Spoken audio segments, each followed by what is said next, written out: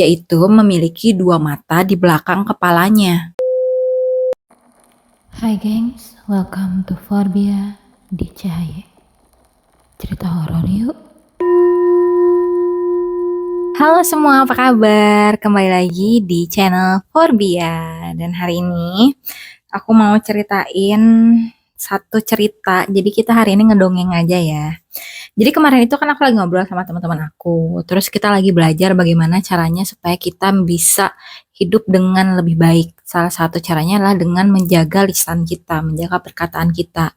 Kalau kita ketemu orang tuh jangan suka ngatain, apalagi sampai kayak mengutuk dia. Misalkan ada orang nyalip kita gitu pas kita lagi nyetir, kita nggak boleh kayak hati-hati lu ya, nyalip gua ntar celaka lu gitu ya gitu. Itu tuh kita lagi kurang-kurangin emosi kayak gitu karena kita takutnya saat kita ngutukin orang, ntar itu balik ke kita. Atau misalkan kita lagi asbun, terus kalau itu jadi kenyataan, kan serem juga ya gitu. Jadi kita akhirnya, ya udah ya kita belajar supaya kita menjadi orang yang lebih baik gitu.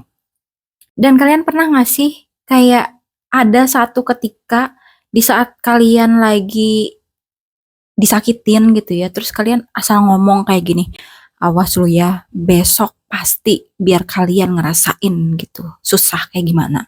Terus bener tuh, orang yang kalian kata-katain, besoknya jadi susah hidupnya gitu. Nah, setelah aku cari-cari tahu gitu ya, setelah aku juga ada denger salah satu podcast, memang ada insan-insan yang dikaruniai suatu gift lah ya dari Yang Maha Kuasa ini, sehingga saat dia misalkan hatinya merasa sedih atau apa atau gimana pun itu, saat dia memperkatakan sesuatu sumpah serapah gitu, nanti itu bisa kejadian. Nah, orang-orang yang memiliki gift seperti itu disebutnya si pahit lidah.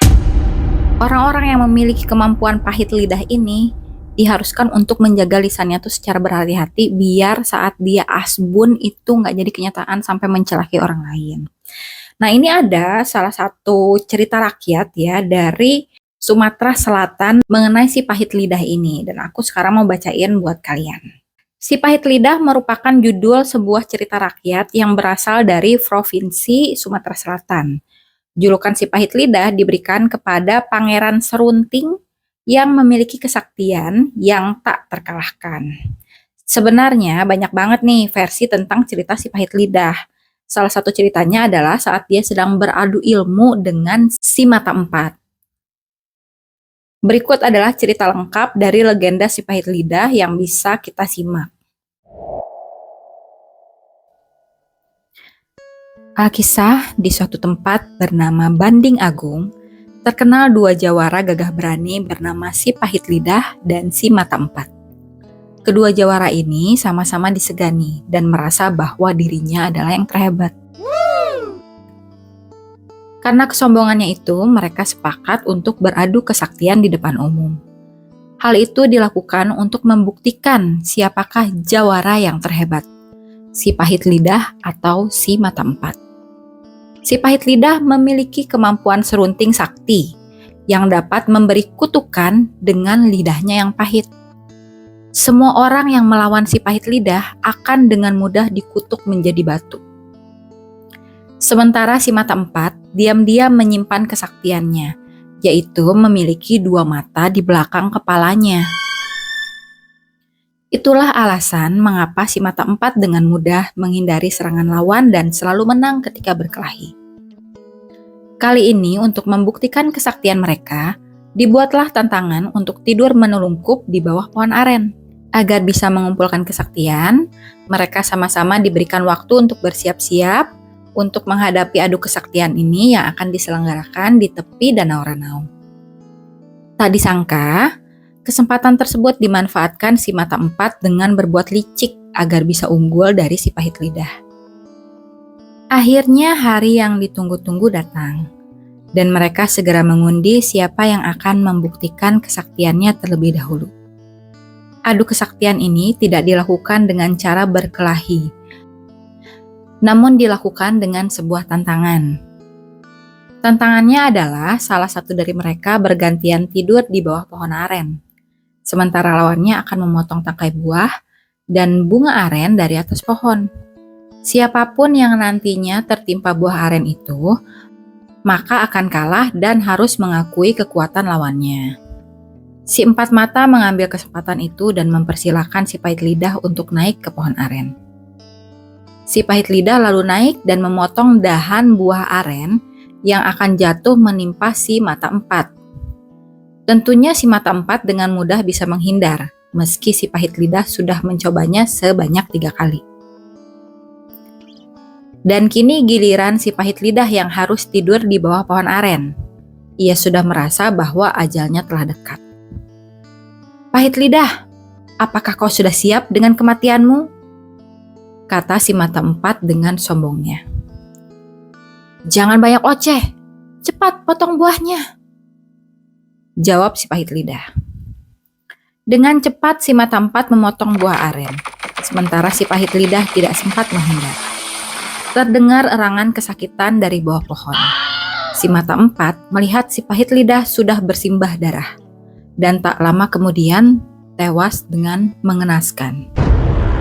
Si mata empat tertawa puas melihat nasib lawannya. Apalagi kini terbukti bahwa dia adalah jawara terkuat di wilayah tersebut. Namun, melihat tubuh si pahit lidah terkulai lemas, timbul rasa penasaran si mata empat.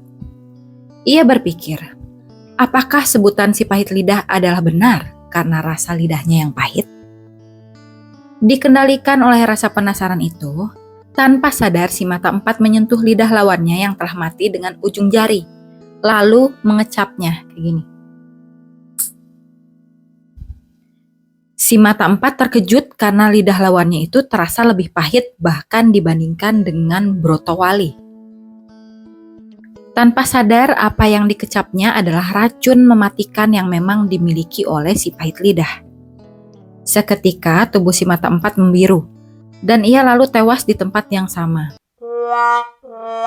Akibat terlalu sombong, si mata empat tak bisa menikmati kemenangannya dan malah tewas karena racun lawannya yang ia binasakan. Kedua jawara itu lantas dimakamkan oleh penduduk setempat di tepi Danau Ranau yang menjadi tempat pertarungan tersebut. Pesan moral dalam legenda si pahit lidah. Cerita si pahit lidah menyimpan pesan moral bahwa kekuatan yang diberikan oleh Tuhan seharusnya digunakan untuk berbuat kebaikan bagi sekitar. Alih-alih tewas karena bertarung dan saling beradu kekuatan karena kesombongannya, si pahit lidah dan si mata empat seharusnya menggunakan kesaktian mereka untuk kepentingan sesama. Nah, meskipun ini hanya legenda, tapi ternyata makamnya itu adaan, gengs. Memang ada kenyataannya gitu. Tak sekedar legenda, namun ternyata wisatawan bisa menemukan makam si pahit lidah tak jauh dari Danau Ranau. Melansir dari Tribun Lampung, lokasi makam si pahit lidah berada di Pekon Sukabanjar, Lumbok, Seminung, Lampung Barat. Buat teman-teman yang udah pernah datang ke makamnya pahit lidah, mungkin boleh komen. Nah, ke makamnya ini jika ditempuh dari kota Liwa, dengan jarak tempuh sekitar 37 km, wisatawan bisa sampai di tempat ini dalam waktu 1 jam perjalanan. Adapun lokasinya itu dari kota Bandar Lampung berjarak sekitar 279 km atau setara 6 jam 40 menit perjalanan. Di lokasi tersebut terdapat petilasan si pahit lidah dan juga makam si mata empat sesuai dengan legenda yang diceritakan. Nah itu dia, jadi sedikit dongengnya, cuman gak kebayang ya gengs, gimana kalau misalkan kita kesel sama orang terus kita kutuk, jadi batu ya kamu gitu, terus dia jadi batu. Terus kita padahal tadi bercanda doang gitu loh. Gak enak banget kan pastinya. Terus kalau si mata empat sih mind blowing juga ya kalau matanya ada di belakang. Cuma kalau ini ternyata beneran gitu, zaman dulu tuh aku suka dengar katanya ada manusia raksasa. Ada manusia yang bisa terbang tuh kayak di film Nyi Pelet kayak gitu, legenda Gunung Merapi tuh pada nonton gak tuh? Ketahuan generasi aku jadinya. Terus ada orang-orang yang bisa berpindah tempat dalam waktu yang sangat cepat. Terus kenapa ya zaman sekarang kayak agak berkurang gitu orang-orangnya yang kayak gitu? Apa karena sekarang kita lebih sakti di teknologi, ya nggak tahu lah ya.